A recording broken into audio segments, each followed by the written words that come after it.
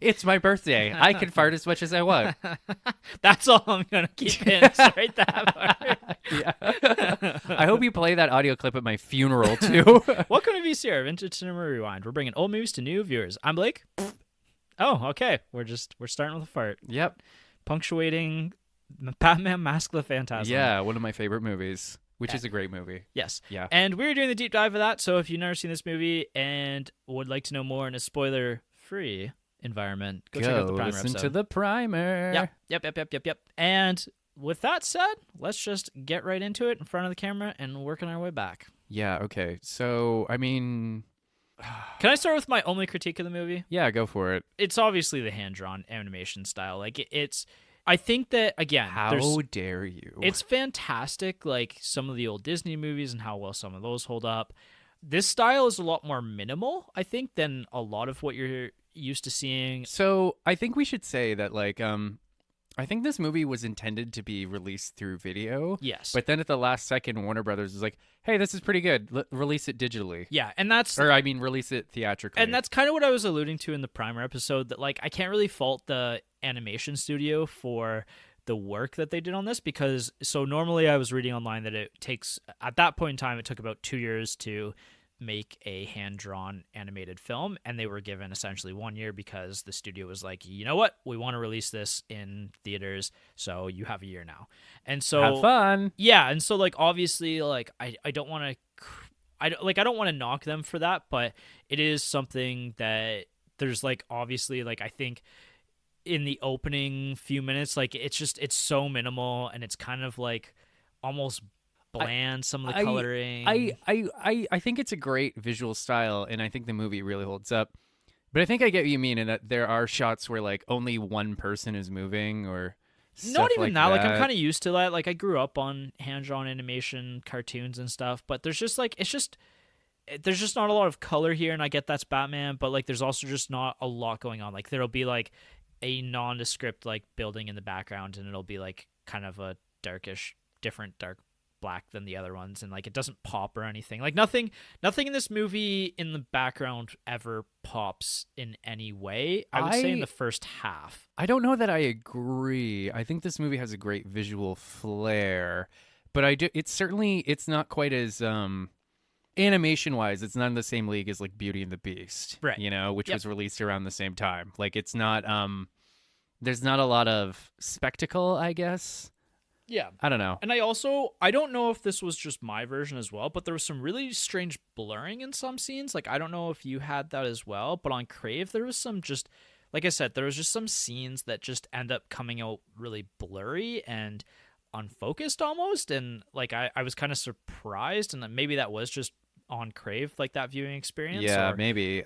Mine was fine on YouTube. Okay, and just maybe the video rendering, but that was something that I noticed as well. So it might just be a Crave thing. It could even be my internet, but could have been. I will say, and again, this is a 30-year-old movie that was clearly they didn't have the time or the budget to make, you know, a full. They had the budget. They didn't have the time. Yeah, okay, that too. But, like, there are definitely some odd, like, reaction shots or some odd faces that I noticed this time around where I was like, huh, okay. Like, and it didn't take me out or detract from the movie at all. But, like, yeah, it's a 30-year-old hand-drawn animated movie from Warner Brothers. Yeah. And that's my only critique. Like, I wanted to get it out of the way because I got nothing but positive things to say out from here. I have a slight critique. Okay. I don't like how Batman is introduced in this movie. Interesting. Well, let me just say that, like, when Batman first shows up, it's usually to great fanfare, like the classic scene on the rooftop in Tim Burton's 1989 version. You know, it's partway into the movie, but, like, when Batman first appears in full costume in Batman Begins. Yep. And then, you know, the great introduction where he walks down the hallway in 2022 Batman, the Batman. With this one, though, it's funny. We start immediately with, like, some gangsters, you know, looking at all their counterfeit money. And then he just says, like, any objections? And then whoosh, Batman just bursts in through the window. Right. And I mean, I get it. We all know it's Batman, right? But, like, I don't know. Watching this movie again last night, I was like, I don't know. Like, maybe it's not the most flashy or most, like, the biggest, grandest entrance ever in a Batman movie, but it's fine. It's serviceable. It is. It's kind of funny. And then he has that scene where, like, he's he fights off the goons and like, you know, he fights off the goons and like the fighting style is a little over the top, like with those big movements and stuff. Right. There's that great moment though where he throws a guy into a wall and like a painting falls on him, and then as Batman is skulking out of the room, he like pauses to like stomp on the painting. Right. Yeah. I don't know. I like that style though. Like I think that it's a little comic booky. It's like it kind of reminds you of like the old Adam West style of like I guess that's kind of what I like. What I find so endearing about this movie is that when you get right down to it, Batman is fucking ridiculous.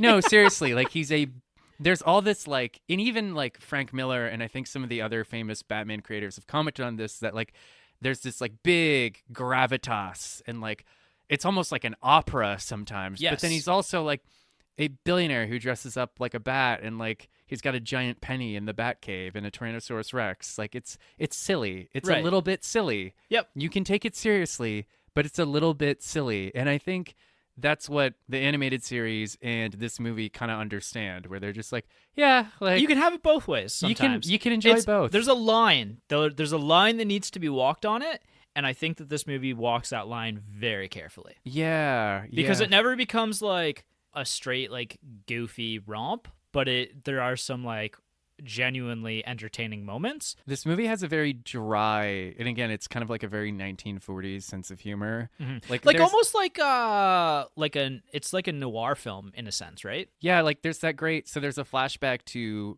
Batman, or well, not Batman at the time, just Bruce Wayne. He goes out to stop a robbery, and he's not Batman yet. He's just like a guy in a ski mask. Yeah. And he fights off these thugs.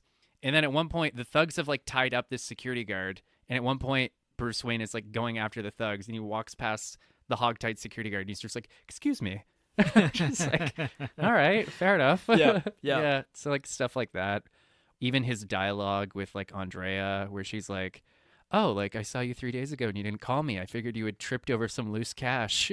Right. Yeah. No, there's like, and again, that speaks to getting into that element, like the chemistry between Beaumont and Bruce Wayne, like Andrea and Bruce Wayne, like that's something that I instantly gravitated to. I was like, oh my God, Andrea is perfect as a opposite love interest to Bruce. Like, she comes from wealth, but she also knows her fighting, and she's like, she's got a real wit about her. And they meet, most importantly, they meet at a graveyard. Yep. Bruce Wayne is visiting his parents' grave, as he often does, and she's slightly across the way talking to her dead mother. Yes. All of this is just like, oh my God, this is the perfect foil. In the first 10 minutes, I was like, this character has the strength of a connection to Bruce that the Joker has to the Batman.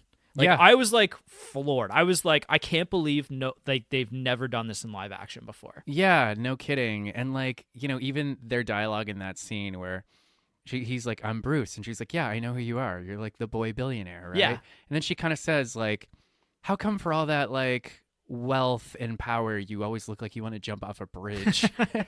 And he just says, "Why do you care?" And she's like, I don't. Mother was asking." Yeah, right. And then she drives off, and there's that great reaction shot where he's just like, Yeah, Like, yeah. Because you see it. Like, you see it to that instant connection. It's that face every single guy has made where he's like, "I like her. Yeah. I kind of like her." Yeah, for sure. And like on that note as well, like even just speaking to Bruce for a minute by himself, like I think that this is one of the best Bruce Wayne portrayals in any sort of medium. Like I was like, this to me is more of a movie about Bruce Wayne than it is about the Batman. Yeah, no kidding. And I mean, can we talk about just how fucking sad this movie is? So like, devastating. Like the whole thing is basically, the flashback stuff. It's like, again, Bruce Wayne, he made a vow to his parents to fight crime, and he's trained him up, but hasn't unlocked the X factor because he's realized that like criminals aren't afraid of him, right? Yeah, he's just some guy. Yeah, and there's that great moment where like, by the way, the criminals have the best dialogue in this movie. Like, so there are these guys who are like, they've robbed an armored truck, and Bruce Wayne, not Batman, in a ski mask, jumps out, and he's like, "On the ground, don't, like, spread your arms on your bellies." And the one thug is like, "Oh, you heard Mr. Kung Fu, like, let's do this." And then they just attack him. Yeah. Yeah, then there's another moment where like he's trying to stop some criminals from like shaking down like some street person or whatever. And this one criminal comes at him with like a chain on the back of a bicycle, and he's like, "Hope your life insurance is paid up." I heard a joke. That was so ludicrous. I loved it. Yeah, that was such a wild scene. I heard on a podcast once somebody saying that like in the 90s, all criminals in movies were criminals just for the sheer love of the game. Yeah. They just loved being bad Oh, guys. 100%. Just loved it. Just like those bikers were just like in it for the game. They were having the time of their fucking lives. Oh my God. Shaking down this old man for his cash box. But anyways, no. So Bruce Wayne, he has this scene with Alfred where he's like, I had the edge, but like they weren't afraid of me. And then Andrea shows up and they kind of bicker, and then they end up making out pretty quickly, I'd say. But hey, when you know, you know. And then, suddenly Bruce, for the first time and, since he was 8 years old, he's happy again. Right. There's this moment where they go on a date to this kind of World's Fair type thing where it's like showing them like what the future might look like. Right. And Andrea asks if Bruce is ready to meet her dad. And he says, sure. So she gets into the limo to use the car phone. Because it's kind I of was going to bring up the car phone. Yeah, so it's kind of the 40s. And then there's that great moment where Bruce turns to Alfred, who's in his adorable chauffeur outfit, and he just says, "What am I doing, Alfred?" He's like, "This wasn't part of the plan. I must be going insane."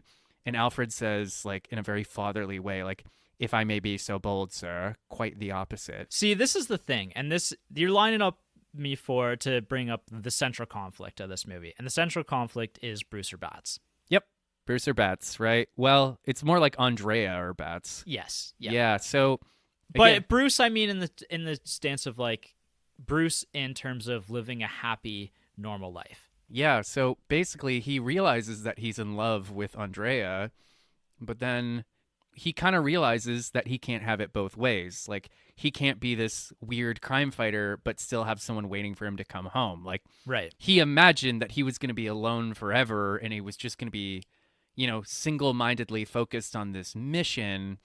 But then suddenly, this beautiful woman has come into his life and just completely upended all his plans, as beautiful women often do. And there's this really devastating scene where it's raining and he goes back to his parents' grave and he's pleading with them. He's just saying, "I know I made a promise, but like, can I be happy?" Yeah, he's like that. There's that great line where he just kneels before his parents' grave and says, like, "I know I made a promise, but I didn't count on being happy." Yeah. And it's and there's the great flash of lightning that illuminates his parents' grave. Yeah. As a tangent here, it's almost like in the music industry when you're a struggling artist, and that's when you put out your first album or your second album, and it's like something new and fresh, and like and blood, sweat, and tears have gone into it, and it's fantastic. And then suddenly you've got money and you've got fame and you've got there, and then it becomes hard to actually make art. It's kind of like similar to that, where it's like you could either be a happy family man, and why would you ever go out and fight crime at that point because it's somebody else's problem? Or you can be this dark, brooding figure who's lonely and whose miserable. Miserable, and whose life was taken away from him too early, and you can fight crime and lash out because of it. Yeah, right. And then again, Bruce, it's really touching too. Like, he's pleading with his parents' grave and Andrea finds him. Yeah. He's talking to his parents' grave and he says, like, "Please just tell me it's okay." Right. And then she comes up behind him and says, like, "Maybe they already have. Like, maybe they sent me." Yeah. And then they hug, and it's like, it's so many emotions. Yes. This is a really complex movie. Yeah. And then, of course, like, jumping ahead a bit, so Bruce finally decides to, they go out for a picnic near Wayne Manor, and he pulls out a ring. Yep. And he gives like the laziest proposal I've ever seen. Actually, you haven't seen my proposal. Yeah, I was about to say, second only to your proposal, where he just pulls it out. He's like, "I'm no good at this." And he pulls out the ring. He's like, "Here, you get the idea." Yeah. And it's another great scene where she's like, "Really? Like, I always felt like you didn't know what to do with me. Like, I wasn't part of the plan." And he says, "I'm changing the plan." And they embrace. And just before they kiss, boom, bats come flying out of the cave, right? Yeah. So they're, unbeknownst to us, they're at the site of the future bat cave. Right. And it's just if you want to talk about fucking symbolism, yeah. It's almost like there's almost something weirdly supernatural about this movie. Yeah. It's almost like, and I think other people have talked about this, like Bruce becoming Batman is almost like this predestined like curse. Right. It's like, this is something you can't escape. This Yes. is your destiny. Yes, that is exactly it. Like, that's a great way to put it. I didn't even like have any thought about putting that into words like that, but that's fantastic. Yeah.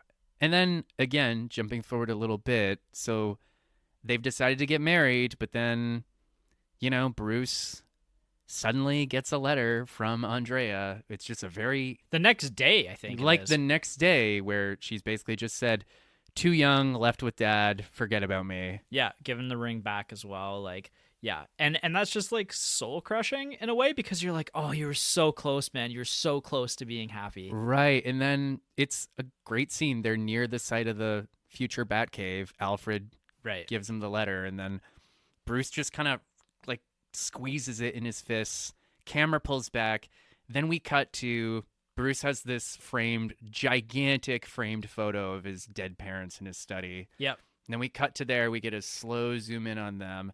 Then we cut into the Batcave. It's all cloaked in shadow, and he's suiting up for the first time. Yeah. And you know what? It's fucking sad. Yes. It's not triumphant. Like in most, like I remember in Batman Begins where he suits up before the big battle, and it's like, Yeah. not like that exactly. I'm just, that's kind of the vibe, right? Right. With this though, there's just something so, he's so cloaked in shadow, we can't see his face. Yeah. And Alfred actually recoils from him. Yeah. Like he's afraid of him, but it's not the fear of the Batman, it's the fear of Bruce Wayne. like what he's finally become. Yes. Right? Yeah. Yeah. What he's lost. Like he's lost himself in vengeance at this point, and lost himself to these ideals that he has. Yeah, it's, you know, he's suiting up. Again, he's all cloaked in shadow, lifts his hand. Alfred hands him the cowl, hesitates slightly. I've seen this scene so many times.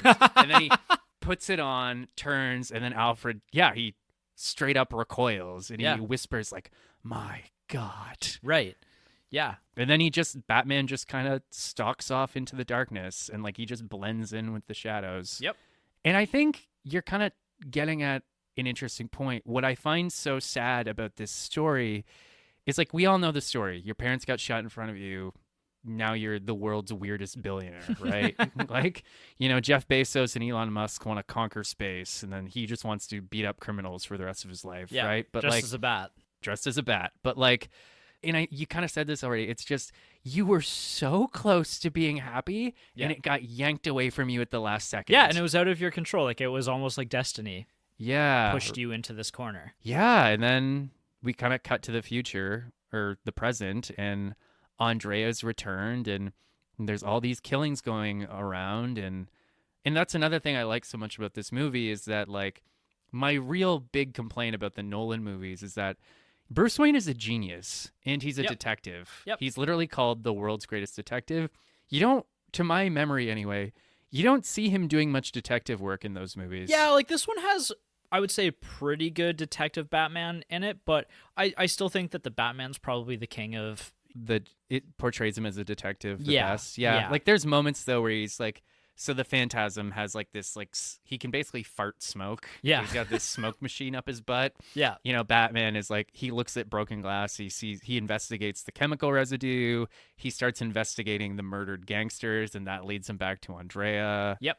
Who just so happens to be in town at this moment as well. Ooh, yeah. And then, Which I think that the way that this movie does cut in the intro does a really good job of throwing you off the scent of who the Phantasm really is, because I believe the way that things are framed is that there's the opener with Batman and the gangsters and the money laundering, and that's when the Phantasm shows up, and that's the opening scene of the movie, right? yeah. And then after that, we Chucky get... Saul, your angel of death has arrived. Yeah, and that's when, after that, when we get the scene of Andrea on the plane flying back in and having the conversation with Reeves. Artie, yeah, which is just another great old Hollywood scene where like it's kind of a close up and you just kind of see like her lips and like the side of her face, and then can I just but you're missing the point I'm making here though, is the fact that it's cut like that so that you don't realize that she's already been back in town, and there's the fact that that is the one scene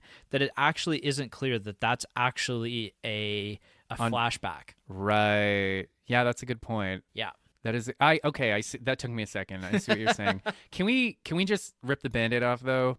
Did you spot the big reveal before it happened? No, because I never thought about it until I did. I did think about it maybe a minute before the reveal that it was actually her. That she was the Phantasm this whole time. Like a minute before. Like no, I didn't see it coming, and then I was like, "Oh, she's the Phantasm." That's just like it just popped in my head. I was like, "Oh, she's the Phantasm." Yeah.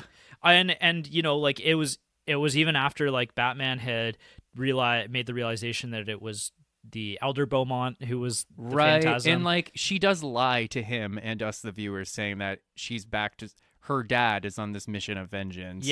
And she's here to stop him. You know, it was literally, I think it was during the scene in which he gets murdered and he hadn't been murdered yet, and I was like, oh, she's the Phantasm. Like it was, like I said, it was less than a minute before the reveal, probably. Yeah. And like I saw this movie at 16 for the first time. I don't remember if I saw it coming or not. And like I watched this movie with my last partner last October, and she saw it coming.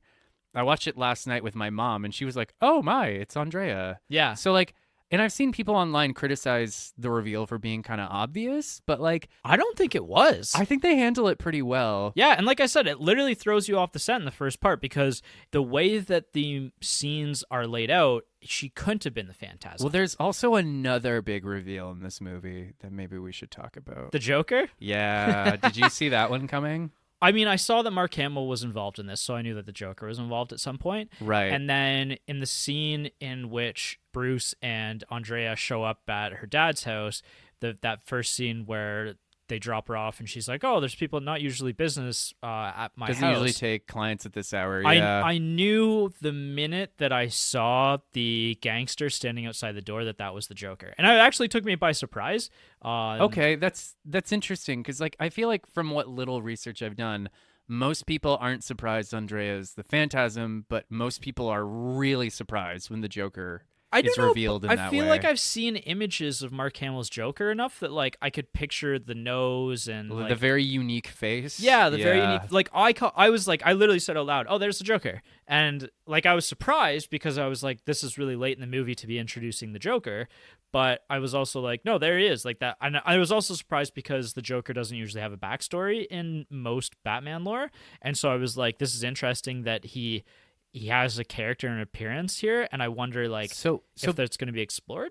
So basically, the whole shtick is Andrea's dad. I think his name's Carl Beaumont. Carl Beaumont. Essentially, he's this wealthy dude, but he's essentially like, I guess like you could call him a high status con man, and he swindled these three gangsters. Yeah, he's a Ponzi guy. Like he's basically oh god, I don't even remember his name. I should. Madoff. Yeah, he's Bernie Madoff. He's Bernie Madoff. You heard it here first, folks. So anyways, Carl Beaumont he's lost a bunch of money for, you know, these three gangsters, you know, the Weezer, and the other two, I kind of forget their names. And Andrea comes home after accepting Bruce Wayne's proposal, and they've decided that they want their money back, and he begs them for 24 more hours. Right. And then he just says, like, I can't get them the money. Like, we have to flee the country, grab your passport. And then, you know, they went on the run for years. And, I mean, where I was going with this is, like, there's these three gangsters. And whenever you see them together in flashback, though, there's kind of this other quiet guy just kind of lingering about. Like, he's outside smoking a cigarette when Andrea first comes home. Yep. And, you know, he gives her that, like, really aggressive purr and then flicks his cigarette at Bruce Wayne's car. That's when I was like, oh, there's the Joker. Yeah, right? Yep. And then basically what happens is that they're on the run for years, but then they finally get found out, and the Joker, before he was the Joker, went overseas and murdered Carl. Right.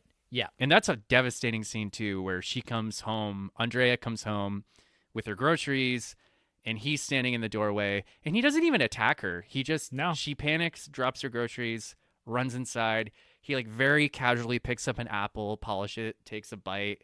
Yeah. Then you hear like her anguished screams from inside the house as she finds her father's body. I think that there was an element of the Joker that I wasn't expecting, and that was that Andrea was going to go to try to kill the Joker. That's I wasn't expecting. I think for like as far as plotting goes, it's very clever because like basically the Weezer, who is really living up to his name in old age, he like everyone else thinks Batman is bumping off everybody, so yeah, he goes to hire the Joker to stop him. And on first viewing, you're just like, well, yeah, who else would stop Batman? The Joker, right? Yeah, right. Then it turns out that the Joker used to be in this guy's employ before he went. Or they were partners of some sort. Yeah. I saw it more as like he was an old employee of the guy. Yeah, he might have been just like a made man who was up there. Like, because he was even in the picture of all of the gangsters together, that is right? true. He was in the picture. And he was in the background standing over everybody, but he was in there. He was definitely there. He was tangential. He was a player. He was a player. He was involved. And then I do think it's kind of clever in that, like, again, the Joker famously kind of has no backstory. Yep. This movie introduces him pre-Joker, and it reveals, oh, he was always a fucking prick, right? Right. Like, he was always a monster. But then we have no idea how he went from that to the Joker that we meet in the present, who is just delightful in this movie. Like, no, seriously. Like, so he gets this great introduction where he's living at like the abandoned and corrupted World's Fair, and like all these statues kind of come to life and like start singing, and he blows all their heads off with Tommy guns, and he's like, I can never stand that song. And he's like so friendly to the Weezer, this like pathetic old man with an oxygen tank. He's like, what's an old timer like you want with a two timer like me? There's even, he's great. He's fantastic. Like, I actually wrote down a quote of his, like, nowhere near as cute as the Bat Boy. Nowhere near as cute as the Bat Boy. And I was just like, yeah, like this is a weird love triangle between the three of you. Yeah. Now, because once it's revealed, it's like, oh yeah, like there's the Joker and Batman, then there's Bruce and Andrea. And I was like, oh man, this is really well written. This is shockingly well written. And I love how he comes across in this scene where like he's super friendly but just a little too aggressive, like with the way he handles this old man. Like he throws him into this cart and like throws the bar down. Right. It's like, let's retire to more comfortable environs. As a side note, I love this setting of like the world of tomorrow. It's been corrupted and abandoned. Yes, symbolism, right? Yes, I love seeing it like at the time when it was all positive and exciting and new, and I love the decrepit, like this is where the Joker resides, kind of like both of those. Like that's top tier. Like maybe my favorite setting location and top like 3 of this year. Oh no, probably. It's beautiful, right? Yeah. And then there's even a little Warner Brothers symbol on, I did see that too. Yeah, I just love how, and then like there's this robotic housewife that like just keeps forever cutting meat. Right. And the Joker, like, he pulls Salvatore in, and like he's got like a robotic dog, and he's like, oh, don't mind the security system. Then he kicks it away. Right. He's like, can't be too careful with all those weirdos out. And then, like, Sal offers him $5 million. He just has a briefcase of $5 million. That's how scared he is. And he's just like, $5 million to kill the bat, and then like $5 million up front, and then $5 million more when you finish the job. And he's like, oh, what do I look like? Pest control? And it's just how great he comes across, where he's like, it's this facade of friendliness under this like veneer. It's this, even in the animation style, like even though it's animated, you can see the sinister, like what's behind the eyes in this animated Joker. Like you could see just the amount of hate and insanity that he has. Yeah, it's like this boiling kettle of rage and hatred and despair underneath this paper thin veneer of friendliness. Like there's that great moment when Sal loses his temper and like he's like, think, you idiot. Like, if he gets me, then he's going to go after you. And then the Joker gets, you see the smile fall away, and like the screen even goes a little red. Right. And he just goes like, get your hands off me, old man. Right. I don't know where you've been. It's just like he reins himself in so quickly. Right. Yeah. Honestly, like a genuinely one of the best Joker performances of all time. Like, it's up there with, oh God, why am I not thinking of names? Jared Leto.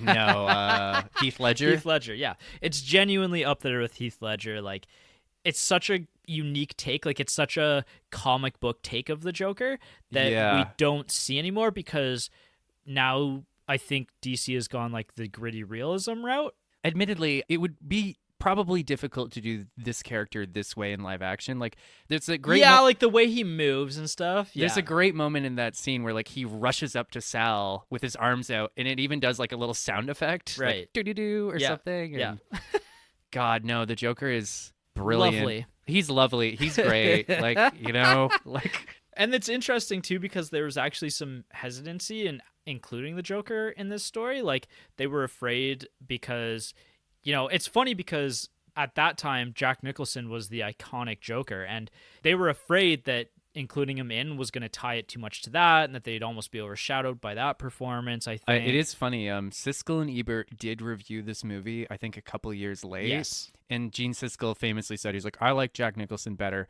And I was like, shut the fuck up, Gene Siskel. Like, what do you know? But they both love this movie, actually. Like, oh, yeah. They both really, really liked it. Yeah. It's great. I love that scene, too, when, like, they're having their little meeting, and the Joker kind of like, he almost squeezes where like he pulls his knees up to his chest and like shakes his arms. He's like, oh, wouldn't it be great if I finally driven him off the deep end? And I'm like, God, this guy wants only one thing in life, and he's pursuing it. Yep. Yeah. No, I think like it's definitely a great include into the story here, and it's like, it's wild that it doesn't enter until like 2/3 into the movie, basically. And again, I think that's clever how first the Joker shows up and you're kind of like, oh, that's weird, but it makes sense, right? You're like, yeah, if you're scared Batman's gonna kill you, who are you gonna run to? Yeah, it's basically the Beetlejuice of the movie, right? But then when you find out later on that the Joker in his pre-Joker existence killed Carl Beaumont, then it's like, oh no, yeah, like it's a really smooth way of connecting those threads. Yes. And how great is the fight scene between Andrea and the Joker? It's fantastic. It's like, not only is it really fun and exciting, but just again, going back to that setting, and then eventually too, when Batman and the Joker fight, and they're fighting in like the miniature city, yeah, is like, and it's like almost like a monster movie, or like obviously, or I guess if you've done your research or about like the lore of Batman, they used to do fighting like in over like, the overshadowing of like city landscapes kind of thing. Yeah. But just like, and it's called back to that. But to me, like, as somebody who likes monster movies, like I'm looking at that like, oh, it's like super powered, like it's like Godzilla versus King Kong here fighting in the city. Like it's really fun and exciting like that. Right before that, we have the best joke in the movie where the Joker goes up to like the robotic wife, and he like smacks her butt. He's like, how about it, hun? You feeling some of the old electricity tonight? And then the Phantasm bursts in. He's like, ain't that always the way? You get in the mood, then company comes over. Yeah. No, I made my mom watch this movie with me last night because I was visiting her out of town, and even she was like, like, that's funny. Yeah. No, he's great. He's great in this movie. I did find it interesting, and again, this is kind of in service to the story, and like, I don't think that this was or Andrea's intention, but it is interesting that the Phantasm in the dark would resemble Batman and would lead to a lot of confusion about who's doing the murdering in town, and that she is actually the one doing it, and it's not Batman, and it's not like Batman getting framed kind of thing. Like, I found that an interesting idea, and like, I understand story-wise how that played out, but I don't think that was probably Andrea's intent. Although she didn't know that Batman was Bruce, I guess, until about partway through the movie. If I have a slight criticism of the movie, there is that Bruce Wayne is investigating the death of one of the gangsters who just so happened to be killed at the Gotham Cemetery. And as he does, he just drifts over to his parents' grave. And then he looks over and he spots Andrea. And then, right, while he's in the Batman outfit. Yeah, and you know what? Like, it was kind of funny watching this movie last night. I was like, hey, Batman, I don't know if they want to get too close to your parents' grave, like, while you're in costume. Even thinking about that, like, did he need to do that in the Batman outfit either, right? Like, that's what I mean. I'm like, hey, man, this might blow your cup. Well, maybe, okay. Like, you know what I mean? Like, he probably could have done that under the guise of Bruce. Right. Like, he has the motive to be there. Well, and I guess they get around it plot-wise where they're kind of like, he's as Batman, he's investigating the latest murder. Right. Which just so happens to be at the cemetery. And then, right. And then again, how great is that scene where he sneaks into Andrea's hotel room to interrogate her, and she is just not putting up with any of his bullshit. Yeah. And there's that really devastating moment where as he turns to leave, he goes, "So you're still following your father's orders, huh?" And she goes, "I think if anyone in this room is controlled by their parents, it's you." Oh yeah, that cuts deep. And he just like he doesn't even say anything. He's just Yeah. like That's wild. yeah. And you know what? It's also very hypocritical, and it's all like it's a lie actually, because she's just as equally influenced. You know, hers is obviously more deadly than his, but she's gone down the exact same route that Batman has. And she's gone even worse too. Yeah. Yep. And then very wisely again, there is a very, very brief fight scene between Batman and the Phantasm, and they wisely had the guy who played Carl Beaumont. Who is that again? Anyways, the guy who played Carl Beaumont also voices the Yes. Phantasm, so it's like a little voice modulator thing. Yeah, and that's obviously as well to throw you off the scent as to who's who there. So I don't think that that's obvious at all. Anyone who's saying that's obvious, I think, is Full of lying. themselves. Yeah. I will say, speaking of that though, yeah, Andrea probably didn't know it would happen because, like, they have a brief, very, very brief fight scene on a rooftop. Then the police show up, and, like, the police has suddenly gotten their shit together, and they are going after Batman with, like, militant intent. Right? Yeah, that's a wild scene. Like, you don't expect the Batman to, have to go up against the police in this way. And then, like, there's a second where you're like, oh my God, he's going to lose. Like, he's going to be caught here or he's going to die. The scene is it's lifted from a famous moment from Batman Year One, the graphic novel. But like, it's kind of funny. Even my mom remarked, she was just kind of like, so the police just comes at him. It's like, they come at him like a horde of flying monkeys. And even my mom made the joke where it's like, where was all this like energy and determination when like supervillains are running around? Like, that's a good point. yeah. And then there's that great moment where Batman, like, it looks like he's grappled onto a police helicopter, but it turns out he just put his cape and cowl on like a piece of a 2x4 and like to ward them off. So he's suddenly running around without his. Yes, that is such a like a white knuckle situation. Where you're like, holy shit, no. And they're right on his tail. But then Andrea pulls up in her car. She clearly doesn't want him getting hurt, but she also doesn't really. No, there's still feelings between the two. There's a lot of feelings between the two of them. So, like, she will come to his aid when it counts. I guess that's another thing, too, and I've never really thought about this. There's no, like, proper fight between Batman and the Phantasm. And that's probably also partially by design, right? Like, if Batman heard his voice, like, there's a chance that he might actually recognize Carl's voice as well, right? Yeah, for sure. So, what a great movie. And again, I just can't get over how fucking sad it is. Yeah. Like, so at the end, everything converges at the Corrupted World's Fair. Again, great location. And like, Andrea's going to kill the Joker and Batman confronts her and she basically just says, I know this won't change anything, and I know this is crazy, but it's all I have left, so, like, either help me or stay out of my way. Right. And he basically just says, like, you need to leave. Like, this is not working. So then Batman swoops in and fights the Joker, and they have a great fight scene, and then the Joker reveals that he's rigged the whole place to explode. I mean, what else would he do, right? Yeah, it's right. the Joker, right? Yep. So it reminded me of, there's that great Sideshow Bob line where he says, in one, the episode with his brother where he says to Lisa, like, Lisa, you don't spend 10 years as a homicidal maniac without learning a thing or two about dynamite. And then they fight, and then Andrea swoops in and she grabs him, and there's that great moment where she looks at Batman and says, goodbye, my love. And then this fucking score swells, the whole place explodes, and the Joker belts out like his biggest laugh of the whole movie. Right. And as they die together. As they're all die together, but then she evaporates in smoke, and Batman basically just survives through dumb luck. Right. He should have died, but he ends up like falling into the sewer and just barely escaping. Yeah, and then eventually he gets the last memento from her that maybe she is still out there and alive, because she leaves the she had like a locket with a picture of the two of them in it. Yeah, and that was, I believe, the locket from the guy that he tried to save with the motorcycles.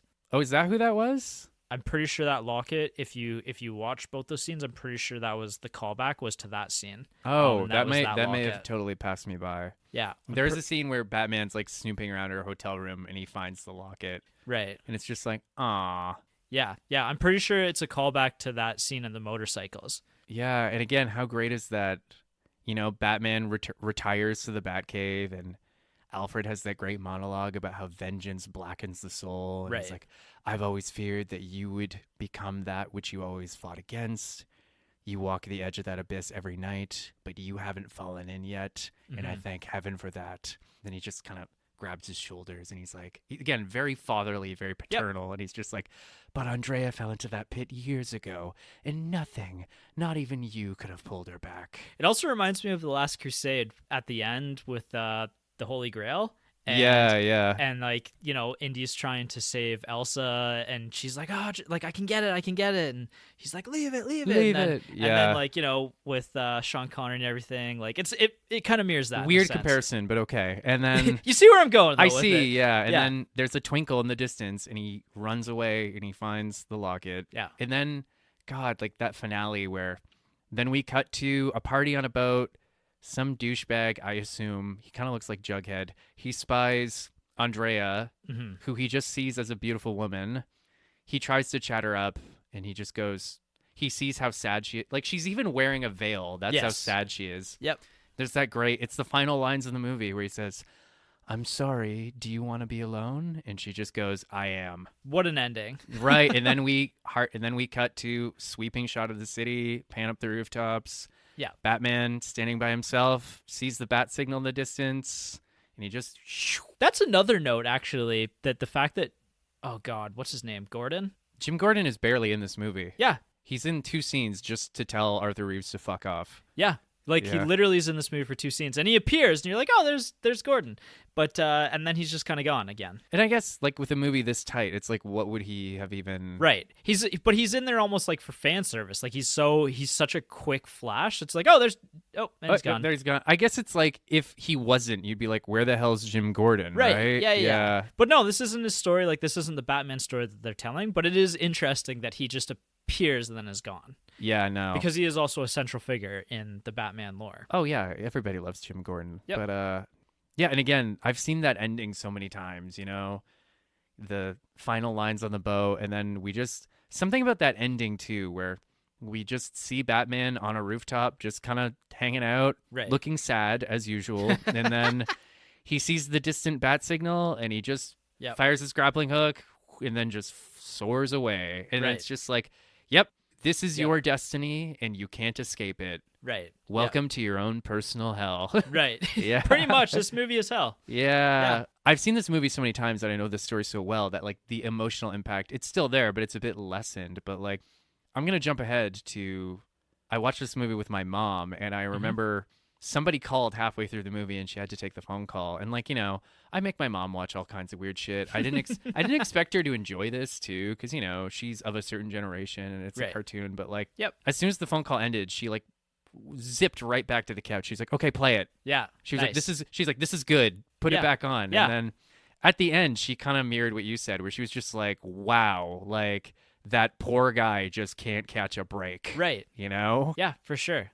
It's different in a sense. There's no triumph for him in this movie. Like, it's such a different look at this character and this story compared to any other Batman film that we've ever gotten. Like, even if you want to say, like, The Dark Knight ends on, oh, well, we're going to hunt the Batman kind of thing. Like, it's not to the same extent of this. Like, it's not like, you know, it's not the individual who has lost. Like, this is the identity of Batman and The Dark Knight that, you know, is in jeopardy kind of thing. It's more this character, this Bruce Wayne, has lost.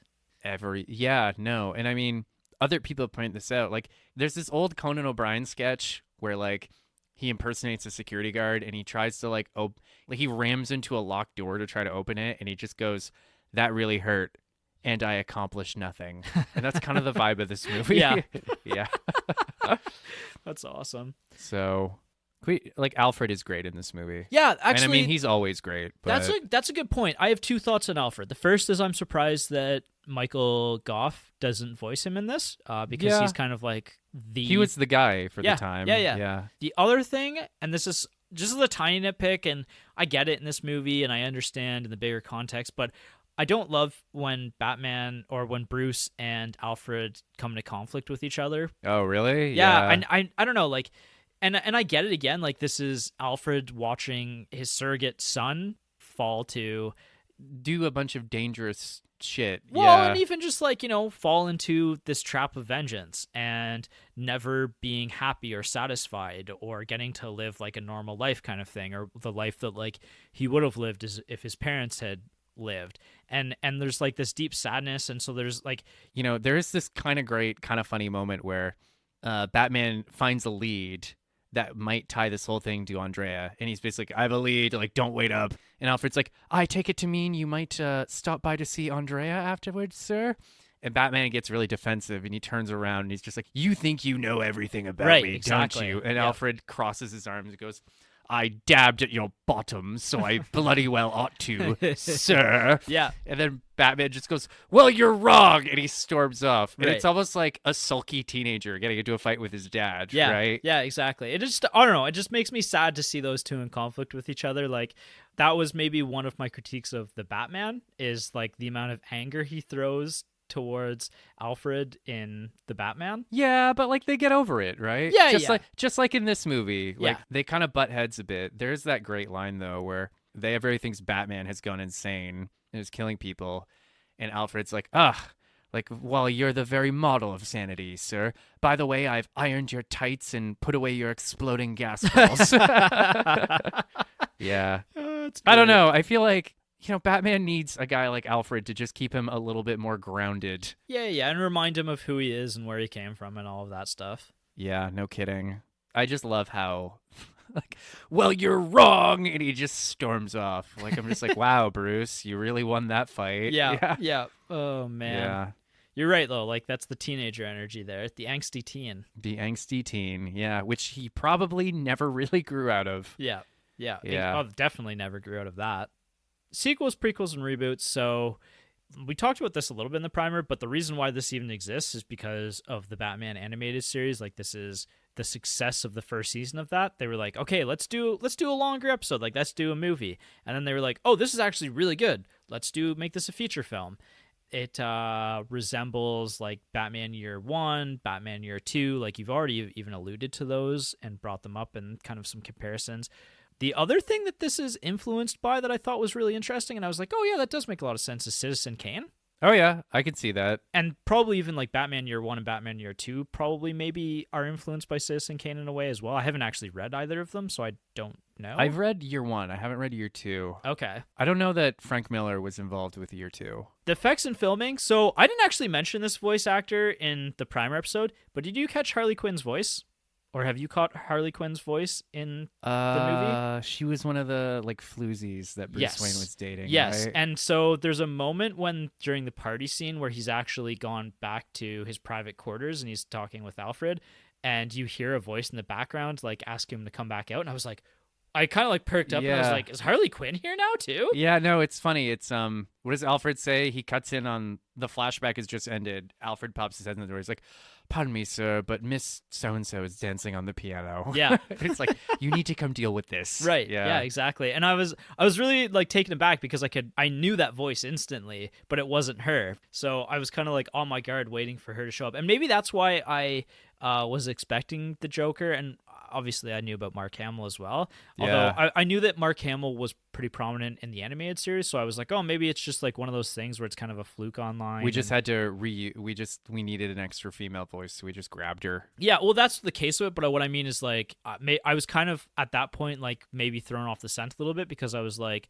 oh, the Joker isn't actually going to show up maybe because Harley Quinn's not here, but I heard her voice. And, it's maybe one of those flukes where you Google a movie and like all these actors who aren't actually in this movie but are somehow related to this movie show up as well. It's kind of like when, what's his face? Robert Duvall very, very briefly shows up in To Kill a Mockingbird. Yeah. Yeah.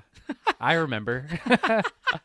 Maybe less like that, but yeah, because he's actually in that movie. But I'm saying like, I don't even know got what a to better make one. this It's example. like Michael Shannon showing up in Groundhog Day. We were like, oh shit, it's Michael No, Shannon. you're not getting me at all, because what I'm saying is that an actor not showing up in a movie, but you Google it and you see that actor for whatever reason. Okay. You're not getting it, but that's fine. All right, leave all of this in.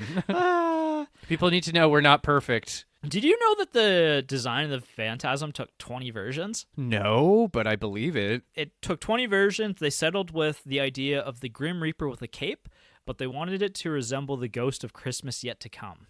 Oh, they even made a joke about the They Joker do. made a joke about that in the movie. Yes. Wow. So that was the connection there and why they threw that joke in there. Because I wouldn't have gotten it if they didn't throw that joke in there, actually. I guess it's a little. I mean, there's so many versions of it. Like, it depends on which version. For me, it's like the Scrooge McDuck version that I watched most as a kid. Did you ever see like the CG animated Jim Carrey one where Jim Carrey plays Scrooge as well as all three of the ghosts? I was- have probably blocked it out of my memory. It's not great. It's one of those weird animated movies that was released in like the last 10 years to little fanfare. I feel like I missed that one. I can picture the Scrooge and the animation of Scrooge, but I don't think I watched that movie.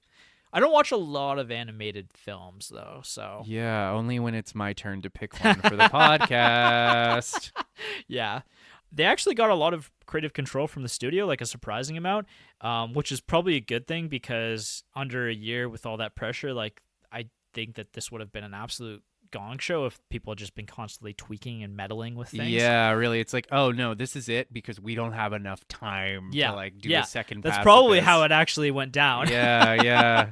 And you know what though? Like some movies are complete shit shows because of that. Others just, it's like we have no time, so we're just gonna get it right the first try. Yeah. Okay, bye. Yeah, exactly. Actually, we haven't talked about this, but the reveal of the Joker's backstory with the drawn-in face on the picture, like the drawn-on smile. I loved that, by the way. Thought that was fantastic, and it looked fantastic. Mm-hmm. Where that actually comes from, that's actually inspired by a real-life event. The producer of the original live-action Batman movie, he actually had a picture of Jack Nicholson from The Shining, and he actually drew the smile on and was like, there's our Joker. There like, he is. That's how Jack Nicholson was selected, basically, is because of his smile on that in The Shining and then drawing the face on there. And then it comes back again in Batman and Robin because Joel Schumacher actually allegedly drew the cowl on George Clooney in the movie From Dusk Till Dawn and was like, there's my Batman.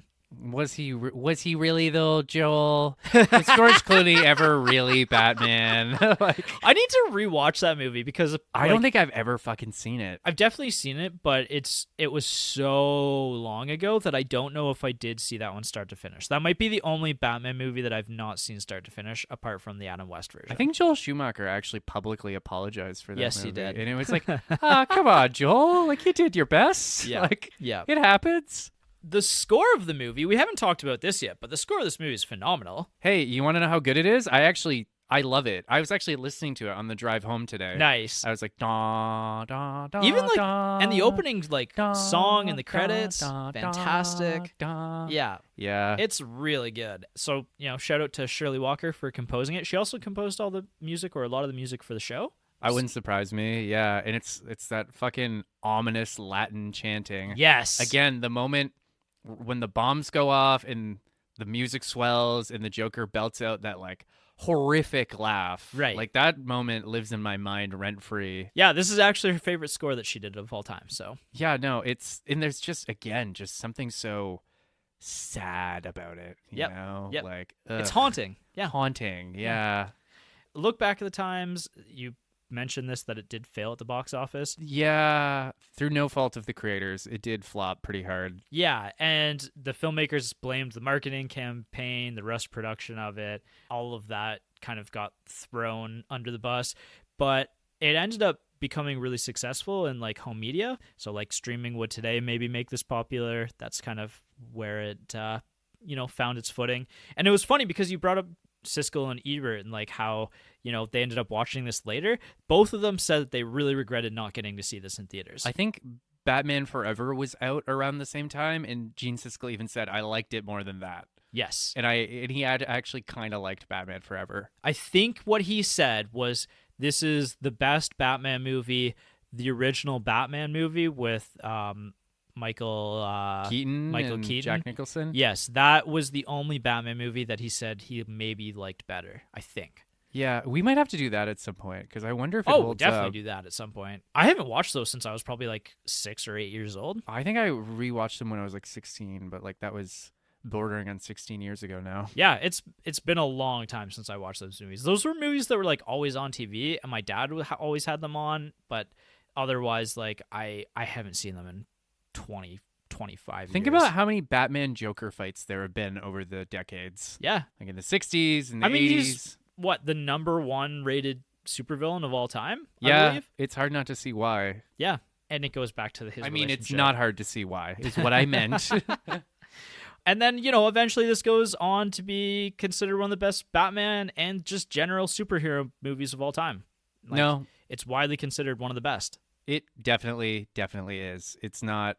Again, I'm stealing from Patrick H. Willems, but like, if this had been the Batman that came out a couple years ago, people would have shat their pants. It's really good. And if I could see there being a live action remake of this in the next 20 years, like once they've run out of ideas, once DC is in real trouble, and I think they're in real trouble, I could see Matt Reeves like doing this. Like I think he has the kind of right idea of what Batman is to remake this as part of like his Batman series with Robert Pattinson. Our Pats, yeah, he could probably pull it off. I think so. Our Patty Cakes. I don't know if he will because we've already seen like Catwoman. You know what? And other people have pointed this out. I think like this is probably the only real believable Batman story on film. Personal reviews and the partner factor.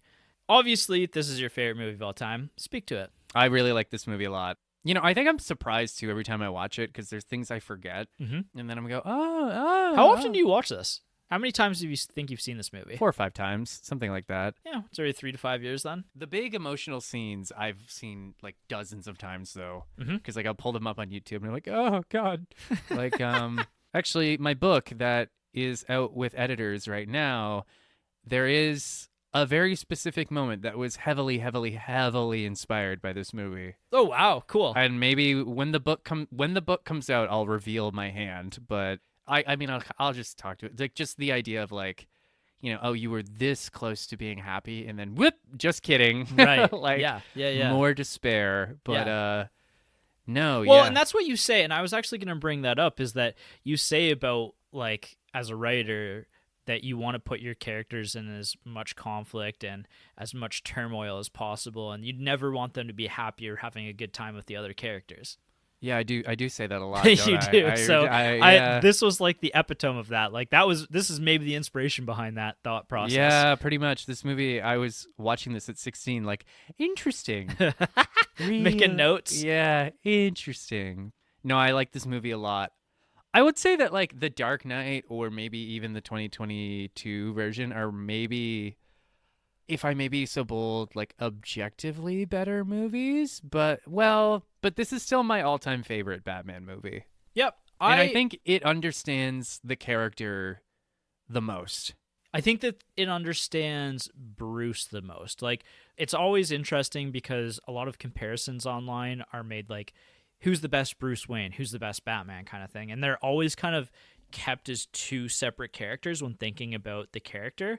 But I think that this movie might do the Bruce into why the Bat the best. Yeah, I think you're right. It really captures the duality of those characters. Yeah. Didn't watch this with a partner. I made my fucking mom watch it, but she really liked it too. Yeah. Even she remarked, she's like, they really showed you how tortured this guy is underneath it all, right? Yeah, speaking to my own like experience, like I thought this movie was incredible. Like I thought this was a really good animated film. Like I said, I had some critique over the animation. It was a really good time watching Batman go through such a bad time. Yeah, exactly. No, it's just really gripping. It's really like, in a sense, there is some relatability over like, regrets in your life and like paths not taken and stuff like that, right? And like whether or not you're at the whims of destiny or whether your choices matter and stuff like that. Like, I don't know, all of that's really interesting. Like the characters, like there's so much chemistry between Bruce and Andrea. Like I was just instantly interested in where their story was going, and I knew it was going to end tragically, but I didn't know how.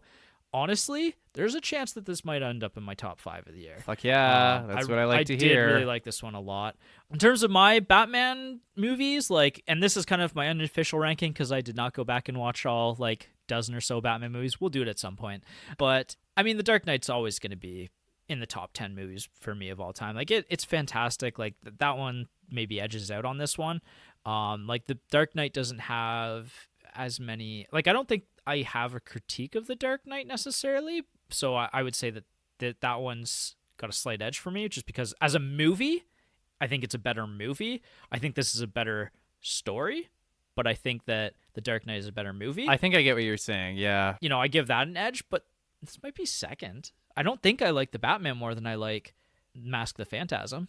So that's pretty high praise. That is pretty high praise. Yeah. No, I guess this is my all-time favorite Batman movie. And I guess if I'm looking at my own personal top 10, it's my favorite superhero movie too. Yeah, that's fair. Yeah, shit. I mean, The Dark Knight's my favorite superhero movie of all time. So you and I both have very deep connections to this character. Yeah, right? What did Jess think of it? Just like this movie. And she generally likes Batman movies. Like I think Batman's probably one of her favorite superheroes as well. I will say that she didn't elaborate much on that. And then while we were sitting about to record, I said that to her and she was like, I really liked it. And I was like, you still didn't elaborate any more than that. So that is all we have from the partner corner. She really liked it. Yeah. So what? Maybe this is maybe her favorite movie that we've done on the podcast this year as well. Did she say that? Okay. She didn't say that, but You looked into her eyes. I don't know if there was any other movies that floored her as much as this one did on our podcast this year. So I could be wrong. I could be not thinking of one that she really loved, but this one's probably up there, I gotta imagine. It's just so sad. Yes, it is. And I think that is it for this episode. I think that about wraps it up, old boy. Yeah, and we've got our horror movie next. Always nice to follow up your favorite movie with something scary, just as grim and dark and twisted as your mind. Thank you. The films that you like. What did we do for horror around this time last year? That is a great question. I have forgotten. We've done The Thing, which is my favorite horror movie of all time. Oh, Jason and I did Invasion of the Body Snatchers, which I absolutely love. Yeah, and we watched that not too long ago either. Yep, that is fantastic. I have a couple ideas. I think that this might be the 50-year anniversary of Texas Chainsaw Massacre, so that one could be interesting. Yeah, I've never seen that. I have the original one upstairs, and I've never seen it. Well, fuck, dude. Let's put it on. Yeah, so it could very well be that. We'll see. I try my best to make a decision before we record, but I forgot this time. Decisions are hard, okay? Yeah, so there's some options. I love horror movies, so we will find something really good to watch this year, I think. There's a lot of decisions in life, like what horror movie are we going to watch? Are you going to choose between The Woman You Love and a life of crime fighting? It's hard, man. It's all hard. It is hard, yeah. Otherwise, I think that is it for this week, so we will see you next time. As always, tell your dad. Tell your dad. Because he'll like this. And so will your mom, apparently. I will say, and you can cut this if you want, this is one of those many moments I wish my dad was still here, because I was watching this last night, and I was like, he would like this. Yeah. He would really like this. He probably would. Yep. Yeah. Yep. I guess this one's dedicated to Mr. Ray. Mr. Ray. And we'll see you next time. Bye.